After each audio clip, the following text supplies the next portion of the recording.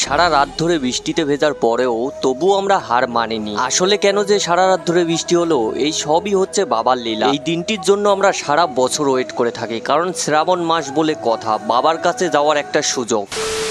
তাই তো বন্ধুরা রেডি হয়ে বেরিয়ে পড়লাম ডিমাপুর যাওয়ার উদ্দেশ্যে। ডিমাপুরে আমি একাই এসেছি, তো এখান থেকে এখন দুটো দাদার সাথে মিট করব, জামাইবাবুদের সাথে মিট করে আমরা ডিমাপুর থেকে এখন যাব শিমুলগুড়ি স্টেশনে। ডিমাপুর থেকে শিমলুগুড়ি স্টেশন পর্যন্ত আমাদের টাইম লাগবে মোটমাট 5 ঘন্টা। ট্রেনের টাইম প্রায় আধা ঘন্টা মতো হাতে আছে, তাই তো চলে আসলাম একটি গেঞ্জি আর প্যান্টের দোকানে। তো এখানে জামাইবাবু চয়েস করে দিচ্ছে কোনটা নেওয়া যায়। স্টেশনে আসতে না আসতেই দেখি ট্রেন চলে এসছে, কামরূপ এক্সপ্রেস। তো রাইট টাইমে এসেছে 8:30। ফাইনালি আমরা ট্রেনে উঠে গিয়েছি। তো বিনা টিকিটে 5 ঘন্টা জার্নি, এখন থেকে শুরু হবে আমাদের জার্নি। বন্ধুরা, একটা মজাদার বিষয় হলো আমরা 3টে আপার সিট পেয়েছি। এখানে সবাই ঘুমিয়ে পড়েছে, তারপরে টিটি এসে আমাদের উঠিয়ে দিল, তারপরে এখানে বসে পড়েছি। কিন্তু সময়টা ছিল আমাদের, তাই তো টিটি চুপচাপ করে কেটে নিল। কারণ টিটি কয়জনেরই বা টিকিট